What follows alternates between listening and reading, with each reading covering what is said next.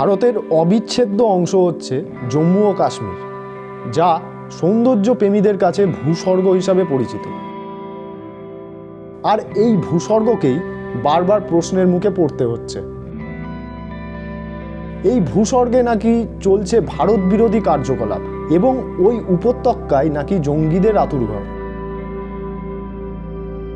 তাছাড়া শাসক দল বিজেপি সহ গেরুয়া শিবিরের যুক্তি হলো এক দেশে এক আইনই হওয়া উচিত, যার কারণে তারা বারবার অভিযোগ করে আসছিল কাশ্মীরবাসীরা সংবিধানের ৩৭০ ধারা বলে বিশেষ সুবিধা পেয়ে আসছে, তাই সেই ৩৭০ ধারা তুলে দেওয়া উচিত।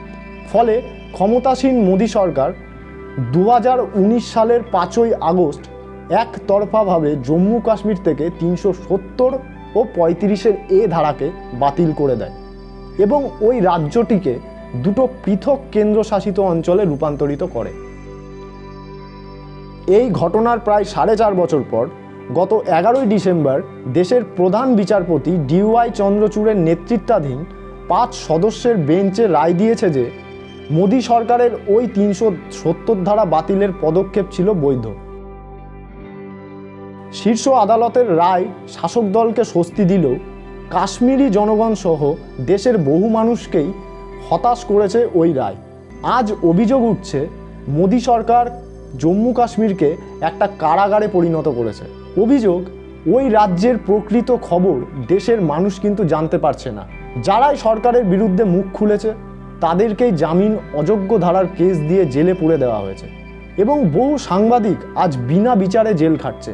ফলে আজ আবার প্রশ্ন উঠছে, সত্যি কি জম্মু কাশ্মীরের জনগণ এই ৩৭০ ধারার বলে এমন কোনো বিশেষ সুবিধা ভোগ করে আসছিল যার কোনো ঐতিহাসিক ভূমিকা বা প্রয়োজন ছিল না? ইতিহাসই বা কী বলছে? ৩৭০ ধারা বিলোপের পর ওই রাজ্যের মানুষ সত্যিই কি ভারতের মূল ধারায় ফিরে এসেছে? তাহলে এখনও কেন প্রতিদিন রক্তাক্ত হচ্ছে কাশ্মীরের মাটি? এই সব প্রশ্নের উত্তর খুঁজতেই আমরা পৌঁছে গেছি এই বিষয়ে সবথেকে ভালো জানেন একজন বিশেষজ্ঞ ডক্টর মৃদুল দাস মহাশয়ের কাছে। দেখুন তিনি কি বলছেন।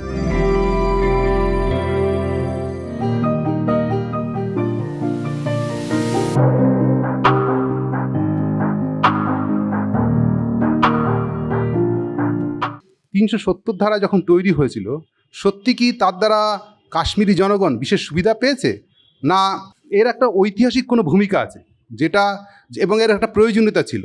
এই ব্যাপারটা যদি আপনি এক্সপ্লেন করেন, এর ইতিহাসটা কি? দেখুন, ৩৭০ ধারা এসেছে কেন, এটা জানতে গেলে পুরনো ইতিহাস যেটা সেটা জানতে হবে, সেই সময়কার ইতিহাস।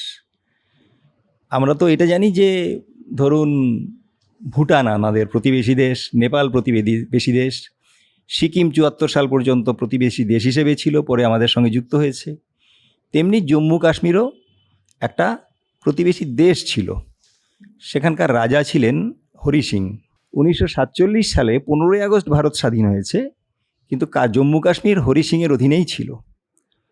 পরবর্তী সময়ে নানান টানাপোড়েনে যখন দেখা গেল যে এই জম্মু এবং কাশ্মীর তারা ভারতের যে ব্রিটিশ ভারত তার সঙ্গে একটা চুক্তিবদ্ধ ছিল, যেহেতু ভারতবর্ষ ঘেরা একটা দেশ, সেই জন্য বহু কিছু চুক্তি করতে হয়েছিল, মাল চলাচল থেকে শুরু করে অন্যান্য সুবিধে, প্যাসেজ থেকে শুরু করে সমস্ত কিছু। এই চুক্তি আগের সরকারের সঙ্গে ছিল, কিন্তু যখন ভারত ভাগ হলো, একদিকে পাকিস্তান আরেকদিকে ভারত, তখন এই দুই দেশের সঙ্গে জম্মু কাশ্মীরকে সেই চুক্তিটা রিনিউ করতে হবে। সেই রিনিউয়ালের ব্যাপারটা জম্মু কাশ্মীর উদ্যোগ নেয় এবং তাদের ইচ্ছে ছিল তারা স্বাধীন রাষ্ট্র হিসেবে থাকবে, যেমন এর সঙ্গে আছে ভুটান বা নেপাল। কিন্তু সেই সময়ে পাকিস্তানের সঙ্গে এই স্থিতাবস্থার চুক্তি সম্পন্ন হয়, কিন্তু ভারতের সঙ্গে এর প্রক্রিয়াটা চলছিল। এমন সময়ে কাশ্মীরের একটা অংশের কিছু হানাদার বাহিনী পাকিস্তানি সেনাদের মদতে এই কাশ্মীরকে তাদের অধীনে আনার চেষ্টা করে হরি সিংয়ের কাছ থেকে ছিনিয়ে নিয়ে। সেই অবস্থায় হরি সিং বাধ্য হন ভারত সরকারের কাছে আবেদন জানাতে যে আমাদের সামরিক সাহায্য দেয়া হোক। সেটা অক্টোবর মাসের কথা। কিন্তু ভারত সরকার তখন জানায় যে যেহেতু ভারতের সেনারা ভারত সুরক্ষার জন্যেই নিয়োজিত, অন্য একটা দেশকে সুরক্ষা দেওয়ার জন্য তারা যেতে পারে না। ফলে যদি জম্মু কাশ্মীর ভারতের সঙ্গে যুক্ত হয় তবেই এটা সম্ভব। এর ভিত্তিতেই সেখানকার যে গণতান্ত্রিক আন্দোলনের নেতা ছিলেন শেখ আবদুল্লাহ, তিনিও চান ভারতের সঙ্গে যুক্ত হোক, এবং তিনি তার বাহিনী, গণবাহিনী একদিকে সেই হানাদারদের প্রতিরোধ করতে থাকেন, আরেকদিকে দাবি তুলেন যে ভারতবর্ষ যেখানে ঘোষণা করেছে যে একটা গণতান্ত্রিক ধর্মনিরপেক্ষ রাষ্ট্র, আমরা গণতান্ত্রিক এবং ধর্মনিরপেক্ষ থাকতে চাই, তাই ভারতের সঙ্গে যুক্ত হব। তার ভিত্তিতেই ইনস্ট্রুমেন্ট অফ অ্যাকসেশন সেটা কথাবার্তা হয়, ফাইনাল হয় এবং 26শে অক্টোবর ভারতের সঙ্গে যুক্ত হয়, যেটা সেই সময়ে মাউন্টব্যাটেন স্বাক্ষর করার মধ্য দিয়ে ভারতবর্ষের সঙ্গে জম্মু কাশ্মীর সংযুক্তি হয় এবং ভারতের একটা অবিচ্ছেদ্য অঙ্গ হিসেবে ঘোষিত হয়। এই ইতিহাসটা যদি না জানি তাহলে টোটালটা বোঝা যাবে না।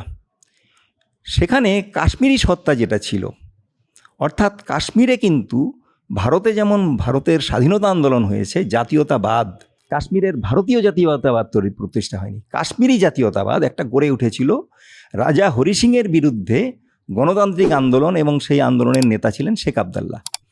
ফলে এই কাশ্মীরি সত্তা একটা গড়ে উঠেছিল। এই কাশ্মীরি সত্তা থাকার ফলে তখন কিছু বিষয়ে চুক্তির জন্য আসে। সেটা কি? যে কাশ্মীরি এই সত্তাটাকে নষ্ট করা হবে না। প্রতিরক্ষা, বৈদেশিক নীতি, মুদ্রা, যোগাযোগ, এই বিষয়গুলো ভারত সরকার দেখবে, বাদবাকি সবটাই কাশ্মীরের যে বিধান পরিষদ তখন ছিল তারা নিয়ন্ত্রণ করবে। এটাই ছিল সেই সময়কার চুক্তি, যা 370 ধারার মধ্য দিয়ে সুরক্ষিত ছিল। এটাই হচ্ছে 370 ধারা আসার ইতিহাস। কিন্তু আমরা দেখলাম তারা এই চুক্তির মধ্য দিয়ে ভারতে যুক্ত হলো। চুক্তি হচ্ছে এই বিষয়গুলো মেনে চলবে ভারত সরকার, কিন্তু আমরা দেখলাম সেই সময়কার যে হিন্দু মহাসভার নেতা শ্যামাপ্রসাদ মুখার্জি সহ আরও একদল, তারা বলতে শুরু করলেন কাশ্মীরকে কেন আলাদা সুযোগ দেয়া হবে, এই শর্তেই তো তারা এসেছে। তাহলে শর্ত মেনে তাকে নিলাম, তারপরেই বললাম শর্ত মানব না। এটা কিন্তু কাশ্মীরি জনগণের প্রতি বিশ্বাসঘাতকতা, যেটা ঘটে চলেছে দীর্ঘদিন। দেখুন, 35-এর এ ধারা এসছে, জমি কিনতে পারবে না। এটা কিন্তু জওহরলাল নেহরু ভারতের সঙ্গে যুক্ত হওয়ার পর কাশ্মীরে করেছেন, ব্যাপারটা তা নয়। যেহেতু হরি সিংয়ের অধীনে কাশ্মীরে ভারতবর্ষের, সেই সময়কার ভারতবর্ষে, ব্রিটিশ ভারতবর্ষের অনেকে গিয়ে জমি জমা কিনছিল, তাতে জমির মালিকানা ছিল কাশ্মীরি পণ্ডিতদের বেশি। ফলে তারা সেই জায়গা থেকে রক্ষা পাওয়ার জন্য দাবি তুলেছিল, কাশ্মীরি পণ্ডিতদের দাবি, যে এই জম্মু কাশ্মীরের যে জমি, এটা যাতে অন্য জায়গার মানুষ কিনতে না পারে। তাদের চাপে হরি সিং এই আইনটা করেছেন 1935 সালে। এটা আজকাল ইন্টারনেট ঘাটলে সবাই দেখতে পাবে। তারা এটা ঘাটবেন না, তারা প্রশ্নটা তুলবেন অন্যভাবে, যে আমি ভারতের নাগরিক, আমি কেন কিনতে পারবো না। দেখুন, এই আইন কিন্তু শুধু কাশ্মীরে নেই, ভারতবর্ষে 11টা রাজ্যে আছে। নাগাল্যান্ড, মিজোরাম, অরুণাচল প্রদেশ, সিকিম, এগুলোর কথা তো বলছে না। এক দেশ এক আইনের কথা বলছে। তো নাগাল্যান্ডে একটা জেলা আছে, তুয়েনসাং জেলা, সেখানে নাগাল্যান্ডের বিধানসভার বিষয়গুলোও কার্যকর হবে না। তাহলে যারা বলছে এক দেশ এক আইন, এগুলো নিয়ে তো বলছে না। 371 ধারায় প্রত্যেকটা রাজ্য নিয়ে যে কথাগুলো আছে, একটা কথাও বলছে না কাশ্মীর নিয়ে বলছে কেন। অর্থাৎ তারা যেহেতু শ্যামাপ্রসাদ মুখার্জিরা তাদের উদ্দেশ্য যা ছিল সেইটা পূরণ করতে চাইছে, এবং মুসলিম প্রধান তাদের তোয়াজ হচ্ছে, এই কথাগুলো আমাদের প্রধানমন্ত্রীও ওই কথাই বলছেন যে তোয়াজ হচ্ছে, তার জন্য 370 ধারা রদ করা দরকার, এসব বলেছে। বিজেপি আর এস এস আরেকটা অভিযোগ তুলতো যে কাশ্মীরে কেন আলাদা পতাকা থাকবে। দেখুন, কাশ্মীরের যেমন পতাকা আলাদা আছে, তেমনি কর্ণাটকেরও আলাদা রাজ্য পতাকা আছে। সেইগুলো ভারতবর্ষের যে ইন্টিগ্রিটি, তার সঙ্গে বিরোধাত্মক কিনা, নাকি একই ধারায় চলতে চায়, বিষয়টা এটা। ফলে কর্ণাটকে আলাদা রাজ্য পতাকা আছে, কাশ্মীরে আলাদা রাজ্য পতাকা আছে। কাশ্মীরের পতাকায় কী ছিল? ছিল লাল রং, অর্থাৎ শ্রমিকের প্রতীক। সেখানে লাঙল কৃষকের প্রতীক, আর 3টে বার ছিল, অর্থাৎ জম্মু, কাশ্মীর এবং লাদাখ, এই 3টে অঞ্চলের সংযুক্তির প্রতীক। এটায় এতদিন কোনো অসুবিধে হয়নি, কারুর কোনো অসুবিধে হয়নি, কিন্তু হঠাৎ আরএসএস বিজেপির খুব অসুবিধে হচ্ছিল। কেন? কারণ এই কথাটা বলে তারা কাশ্মীরের জনগণকে তোয়াজ করা হয়, 370 ধারা বাতিল করাটা ঠিক, এটা প্রমাণ করতে চেয়েছে। কিন্তু এদের দ্বিচারিতা দেখুন, এরা কিন্তু কর্ণাটকে ক্ষমতায় থাকাকালীনও ওখানে কেন রাজ্য পতাকা থাকবে আলাদা এই দাবি তোলেনি, বলেনি ওটা যে ওটা বাতিল করো। আমরা কর্ণাটকের পতাকা বাতিল করতে বলবো তা নয়, জম্মু কাশ্মীরের পতাকা যদি আমাদের দেশের ঐক্য ও সংহতির পক্ষে ক্ষতিকর না হয় তাহলে থাকবে, অসুবিধে কী আছে? এই মোদী সরকার যখন 370 ধারা রদ করে দেয়, তার আগে বলেছিল যে 370 ধারা যদি রদ করে দেওয়া হয় তাহলে মানে কাশ্মীরি জনগণ ভারতের মূল ধারার সাথে মিশে যাবে এবং ওই রাজ্যের যে বিচ্ছিন্নতাবাদ, সন্ত্রাসবাদ এগুলো অবলুপ্ত হয়ে যাবে। কিন্তু আজকে এই দীর্ঘদিন মানে 4.5 বছর পরে আমরা সত্যি কি সেই সব ঘটনা কিছু দেখতে পাচ্ছি যে সত্যি ওখানকার মানুষ ভারত সরকারের উপর আস্থাশীল হচ্ছে? এই ব্যাপারে আপনি কি বলবেন? আসলে সন্ত্রাসবাদ আমরা কেউ চাই না, সন্ত্রাসবাদ ধ্বংস হোক এটা জনগণ চায়। যখন জনগণ চায়, এই চাওয়াটাকে হাতিয়ার করে প্রধানমন্ত্রী বেশ কিছু পদক্ষেপ নিচ্ছেন, ওই যে এর দ্বারা সন্ত্রাসবাদ নির্মূল হবে। এই যে এর দ্বারা সন্ত্রাসবাদ নির্মূল হবে বলছেন, আসলে সন্ত্রাসবাদ নির্মূল হবে না, তবু বলছেন বলে মানুষের সম্মতিটা পেতে চাইছেন। আমরা দেখেছি নোট বাতিলের সময়ও ঠিক এই কথাই বলেছেন, আমরা দেখলাম সেটা পুরোপুরি ব্যর্থ হয়েছে। বাস্তবেই নোট বাতিলের মধ্য দিয়ে সন্ত্রাসবাদের এতটুকুও ধ্বংস হয়নি। ঠিক একইভাবে 370 ধারা বাতিল করে ভারতের সঙ্গে অঙ্গীভূত করে ফেলবে এটা বলছে। এই যে বলেছে তাতে একদল মনে করেছে হ্যাঁ যদি এক আইন হয়ে যায় তাহলে আর সন্ত্রাসবাদ থাকবে না। আসলে তো সন্ত্রাসবাদটা কোনো একটা এইরকম আইনের জন্য হয়নি, সন্ত্রাসবাদ তৈরি হয়েছে সেখানকার মানুষের অভাব, অভিযোগ, দুঃখ, ব্যথা, যন্ত্রণা। যেমন বহু রাজ্যে বনাঞ্চলে বেশ কিছু ক্ষোভ বিক্ষোভ আছে, সেখানে সন্ত্রাসবাদী কার্যকলাপ যখন হয় প্রথমেই সরকার বলে ওখানে উন্নয়নমূলক কার্য করো, তাহলে সন্ত্রাসবাদীরা আর জায়গা নিতে পারবে না। তাহলে সন্ত্রাসবাদ দমন করার পদ্ধতিটা হচ্ছে উন্নয়নমূলক পদক্ষেপগুলো নেওয়া। কিন্তু কাশ্মীরের জনগণ সেই ভারতের সঙ্গে যুক্ত হওয়ার পর থেকে তাদের আর্থিক, সাংস্কৃতিক, অন্যান্য উন্নয়ন বলতে যা বোঝায় সেটা একেবারেই হয়নি, তুলনায় ভারতের অন্যান্য অংশের তুলনায় বরং কম হয়েছে। এটাকেই সন্ত্রাসবাদীরা এবং পাকিস্তানের শাসকরা তারা ব্যবহার করছে। আমরা যেমন এই সন্ত্রাসবাদী বা পাকিস্তানের এই শাসকদের এই পদক্ষেপের বিরুদ্ধে, তেমনি আমরা কাশ্মীরের জনগণের যে দুঃখ, ক্ষোভ, ব্যথা, যন্ত্রণা এইগুলো দূর হোক এটা চাইব। দেখুন এই গত 21শে ডিসেম্বর পুঞ্চে 4 জন সেনা মারা গিয়েছে। কোথায়? সন্ত্রাসবাদ তো আটকালো না। এবং তার প্রতিক্রিয়ায় সেনাবাহিনী তারা ওই এলাকায় সন্ত্রাসবাদীদের ধরবে বলে যাদের ধরেছে তাদের মধ্যে অনেকজনকে এমনভাবে মেরেছে 3 জন সাধারণ মানুষ মারা গেছেন। প্রতিরক্ষামন্ত্রী রাজনাথ সিং তিনি গিয়ে বলছেন ওই পরিবারগুলোর প্রতি অন্যায় হয়েছে, সেনাবাহিনীর এমন কাজ করা উচিত নয় যাতে মানুষের মধ্যে ক্ষোভ জন্মায়। আমার কথা নয়, মোদী সরকারেরই একজন গুরুত্বপূর্ণ মন্ত্রী, প্রতিরক্ষামন্ত্রী, তিনি বলছেন। ফলে এই যে ক্ষোভগুলো জন্মাচ্ছে এটা তো এই ঘটনা শুধু নয়, এর আগেও এরকম অসংখ্য ঘটনা ঘটেছে। এবং এই যে 370 ধারা রদ করলো, এটা তো সেখানকার জনগণ চেয়েছেন কি চাননি তা একটা দেখা দরকার ছিল। তারা কি করলেন? 370 ধারা বাতিলের আগে সেখানে কারফিউ ইম্পোজ করলেন, ইন্টারনেট বন্ধ করে দিলেন, 7 লক্ষের বেশি সেনা মোতায়েন করলেন, 70 লক্ষ মানুষের জন্য 7 লক্ষ সেনা মোতায়েন। এর দ্বারা কি বোঝা যায়? একজন শিশুও বোঝেন যে এর দ্বারা আসলে সেখানে এমন একটা আঁটোসাঁটো ব্যবস্থা তৈরি করা হয়েছে জনগণ যেটা চায়নি। ফলে জনগণের সম্মতির ভিত্তিতে যেটা হওয়া দরকার সেটা না করে প্রশাসনিক পদক্ষেপ যেটা নিচ্ছে তার ফল কিন্তু উল্টো হচ্ছে। মোদিজি এই জিনিসটা বুঝতে চাইছেন না। তিনি তার সংখ্যাগরিষ্ঠতার জোরে এবং ক্ষমতায় থাকার যে সুযোগগুলো আছে সেইগুলো নিয়ে তিনি 370 ধারা বাতিল করে কাশ্মীর সমস্যার সমাধান চাইছেন। এটা পথ নয়, এটাই হচ্ছে মূল কথা। সম্প্রতি বহু মানুষ অভিযোগ করছেন যে কাশ্মীর একটা কারাগারে পরিণত করেছে সরকার, এবং সেখানে কোনো ভিতরকার কোনো খবর আমরা জানতে পাচ্ছি না। সাংবাদিকদের তারা বিনা কারণে, যারাই সরকারের বিরুদ্ধে বলছে তাদেরকে বিনা কারণে আটক করা হচ্ছে এবং তাদেরকে দিনের পর দিন আটকে রাখছে।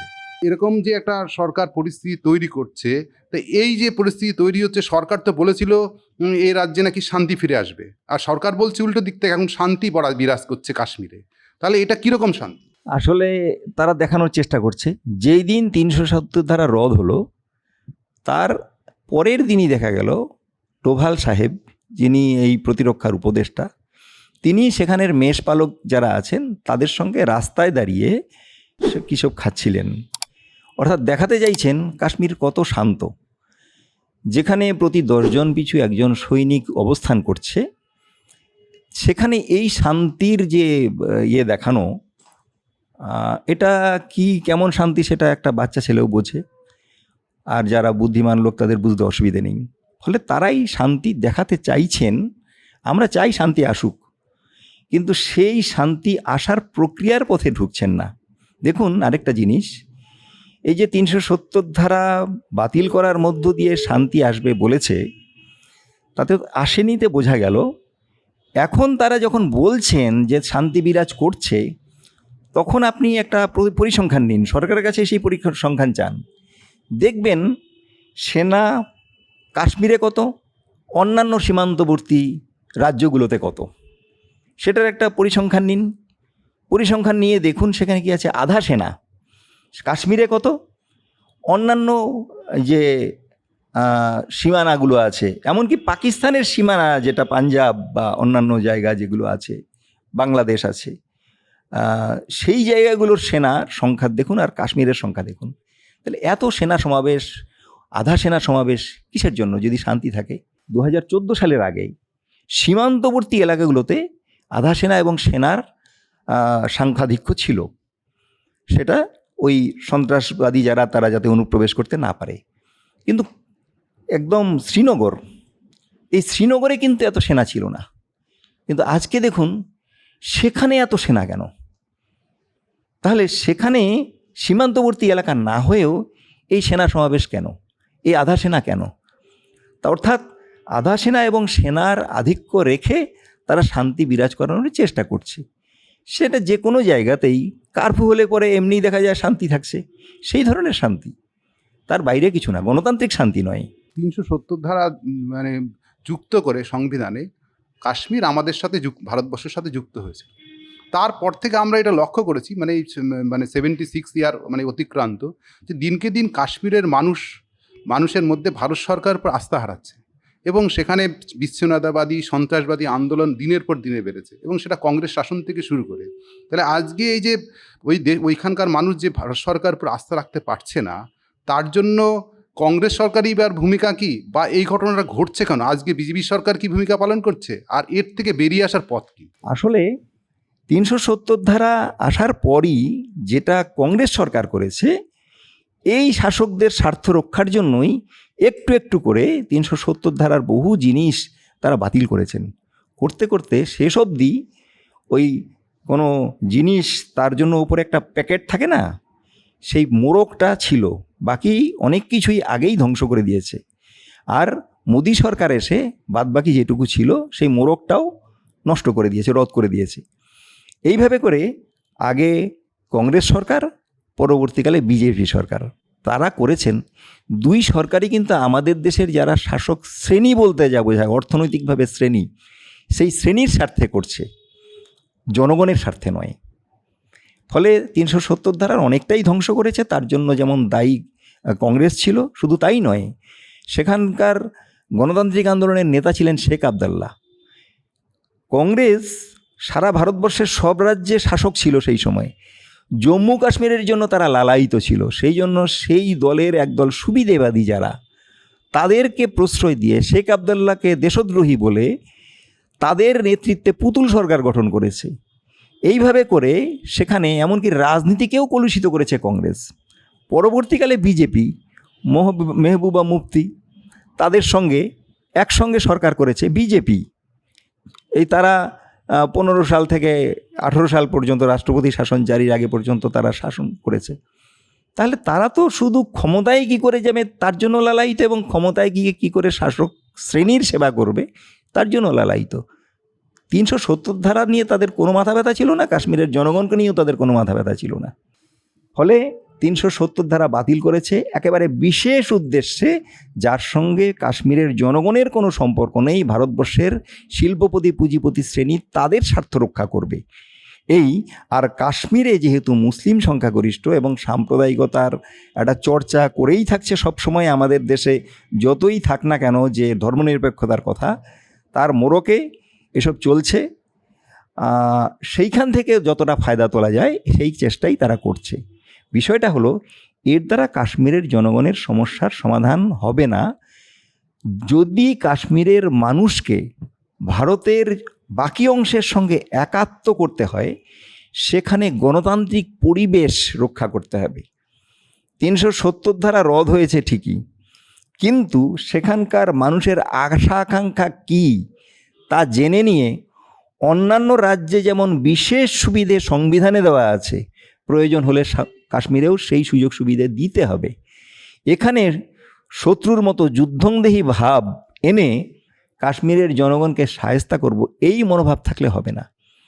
মোদী সরকার ওই 2016 সালে কাশ্মীরে যখন উত্তাল অবস্থা, ওই বুরহান ওয়ানির এক জঙ্গি হত্যার পর, যে কারণেই হোক না কেন সেটা কাশ্মীরের জনগণকে উত্তাল করে তুলেছিল। নরেন্দ্র মোদী আবার অনেক সময় কোনো কোনো বিষয় নিয়ে চুপচাপ থাকেন, কোনো কথা বলেন না। আমরা মণিপুর নিয়ে দেখেছি, কাশ্মীরে সেই সময়ও দেখেছি। ওরকম একটা উত্তাল অবস্থায় মোদিজি 32 দিন কোনো কথা বলেননি। তারপরে হঠাৎ একদিন তিনি জানালেন যে কাশ্মীরের জনগণের যে আকাঙ্ক্ষা, ইনসানিয়াত, জমহুরিয়াত, কাশ্মীরিয়াত, এর প্রতি অটলজি শ্রদ্ধা জানিয়েছিলেন। এর প্রতি আমাদেরও শ্রদ্ধা আছে। তা কাশ্মীরিয়াতের প্রতি যদি শ্রদ্ধা থাকে, কাশ্মীরি সত্তা সেটা কি? কাশ্মীরি সত্তা সেটাই তো প্রতিফলিত হয়েছিল 370 ধারার মধ্য দিয়ে। তাহলে এর প্রতি যদি শ্রদ্ধা সত্যিই থেকে থাকে, তাহলে সেই অধিকারগুলো ফিরিয়ে দিন। 370 ধারার নামে আনবেন না কোন ধারার নামে আনবেন সেটা আলাদা কথা, কিন্তু সেই অধিকারগুলো ফিরিয়ে দিতে হবে। কাশ্মীরের জনগণের যেই ক্ষত সৃষ্টি হয়েছে মনের মধ্যে, সেই ক্ষতটা করার জন্য, মোচন করার জন্য। এটা যদি না করি, তাহলে কাশ্মীরের জনগণের ভারতের সঙ্গে একাত্ম হওয়া এই জায়গাটায় আটকে যাবে। এটা দরকার, এটা বাদ দিয়ে হবে না। এটাকে প্রথমে বেসিক রেখে তারপরে যদি আমরা এইভাবে করে একদম একাত্ম করে ফেলতে পারি, অর্থাৎ কাশ্মীরি সত্তার যে বিশেষ দিকটা, সেইটা ধীরে ধীরে ধীরে ধীরে অবলুপ্ত হবে। যখন তারা দেখবে যে ভারতের বাকি জনগণের সঙ্গে আমাদের আর কোনো পার্থক্য নেই, এই জায়গায় উপনীত হবে, তখনই এসব আলাদা ধারার কোনো প্রয়োজন হবে না। সরকারকে সেটা করতে হবে যদি সত্যি সত্যি কাশ্মীরের জনগণের মধ্যে এই ক্ষত সেটা দূর করতে চায়, কাশ্মীর সমস্যার পুরো স্থায়ী সমাধান করতে চায়।